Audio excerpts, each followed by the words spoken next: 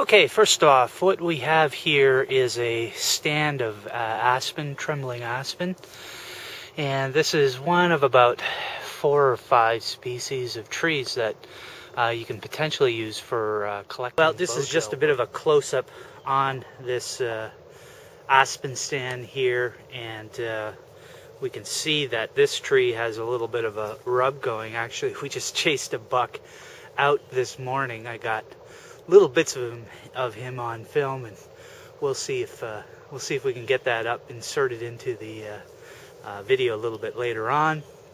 But the things I really want you to notice here is that sort of almost white with an undertone of green bark color to it, smooth bark, and again, most of these trees, once they're dead, will be suitable. So we're following a little game trail that buck was using, went right through this aspen stand, and we're going to see if we can find something suitable. So we've got a piece here, and this is it right here. We can see that it's clearly dead. It's been sitting here for a while. I'm going to actually be able to break it. And that's a little bit small in terms of what you can use for a hearth, but it's acceptable. And I generally try to use my sort of okay rule, okay? So if that hearth is about the size of the ring that I can make with my thumb and index finger, it's usually pretty good. So I take my knife and I take a look at it. This piece is a little bit wet at the bottom here, so I'm going to go up a bit. And I got something that passes the thumbnail test quite well. It's a little bit moist, but I can indent the wood with my thumb, and I know you're not going to be able to see that, but you know, this is an acceptable piece. Not the best piece on earth, but it's a piece that will probably be used. When I'm in this aspen, one of the things I was actually struggling to find a piece of wood. One of the things that I noticed is that on the live aspens, if I sort of just gouge my thumbnail into the outer bark, that I get a little bit of a green, I could see the green, and that tells me that it's fresh. Of course, this is the fall, so the fall is a little bit harder to identify both what your species is and whether it's live or dead. While we're on the topic of bow drill, well, we've got a nice little bit of tinder here. This is a thistle, and we've got some of the fluff coming out of the pods.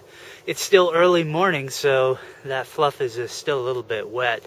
So this would be the kind of thing that you sort of pull out, and you don't want to use all of this stuff, but a little bit of this fluff is useful for flash tinder. So you pull that out of the little prickly pod there and stick it in your pocket, let it dry for the day. Okay, this is another type of stand of, again, sort of monoclonal set of trees. Different species. Before we had the aspen. Now we're looking at a stand of sassafras. And I wish I could really show you the leaves because they're pretty distinctive looking, but of course it's fall. So how do I know it's sassafras? Well, in part, I admit that I know this part of the park, and I remember the trees itself, but there are a few other distinctive things. The growth form of the trees are quite distinctive. So there's a different bark pattern here, a little bit rougher bark pattern. And I'll see if I can get some selected examples, but you also find a lot of kind of bends in these trees. They don't tend to be straight out, so what you're viewing right in front of you right there is a good example of these kind of curvatures and bends that these trees have.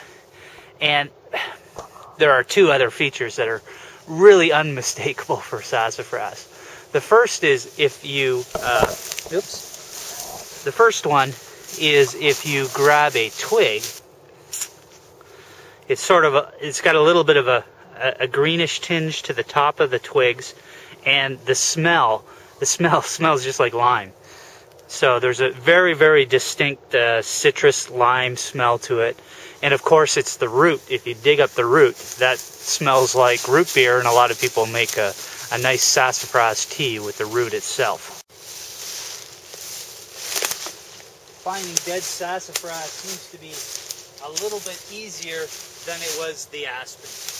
And we have a piece here that has fallen down. This is my much better size. So let's do our OK symbol here again. This is probably as good a piece as you can get, at least for sassafras. You know, this is about the size that I want. I'm going to actually harvest a little piece of this. I'm going to use my Swiss Army knife here.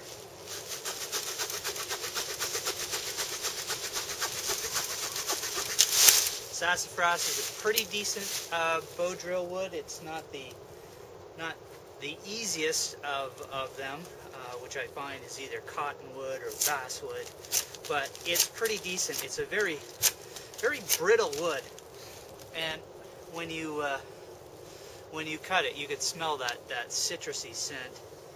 Passes the thumbnail test. This piece is nice and dry. As you saw, it was standing a little bit more straight. So I'm going to harvest 2 pieces of this wood. This is one, and I'm going to harvest one just like it. So this will probably be my first, and the next piece will be my drill. So let me grab this. When you're harvesting a drill, you want to have a piece that's relatively straight, because you want your spindle to be absolutely straight. And I like my spindles about, a little bit bigger than the size of or thickness of my thumb. And typically, I'll get something a little over about 12 inches, and then later shape that down into a spindle. That's it, folks. So we're going to have our hearth, and we're going to have our spindle. Okay, we just came across a field of Phragmites. So this is an invasive species, but I'm going to harvest a little bit of this stuff, because this is pretty much perfect kind of flash tinder for basically your tinder nest. So I'm going to get a little bit of this stuff while I'm here. Rule of tinder: when you come across it, grab it. So we're coming into the forest proper. What we have staring ahead of us is a clump of cottonwoods. A lot of cottonwoods in this area of the forest. This is my go-to bow drill wood. We can see right in front of us there's a big dead cottonwood, and it is really nicely weathered. You can tell it's got that sort of gray appearance to its bark. Obviously this thing's way too big to harvest, and it's still standing. But we're going to search around here. I'm sure we'll find a fallen cottonwood. This particular park undergoes through periodic burns. They do this as a management tactic. So you're often finding down pieces of trees that are a little bit smaller and more manageable. But so our next task then is to find the perfect piece of cottonwood to harvest.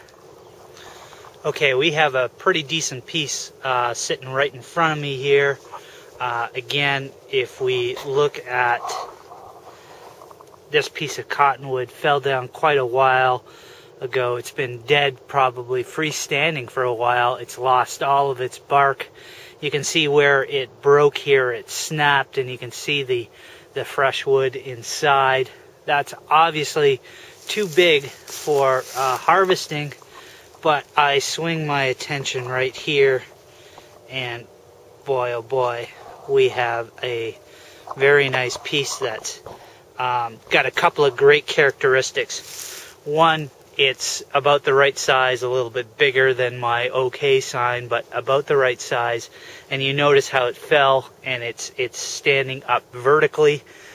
So this is basically well protected from moisture accumulation.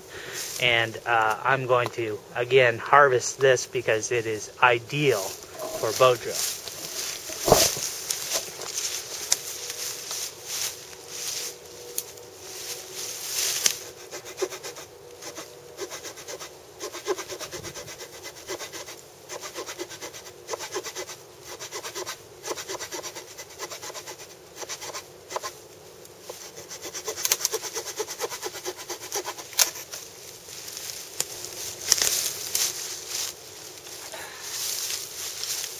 So we harvested a piece here. This is about the right size. This is actually a perfect size for a hearth. You may not be able to see it, but there's a check crack in here, usually an indication that this is pretty dry.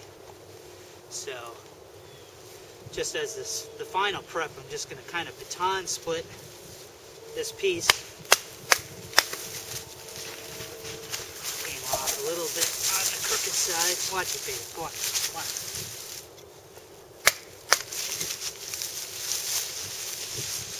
Thumbnail check.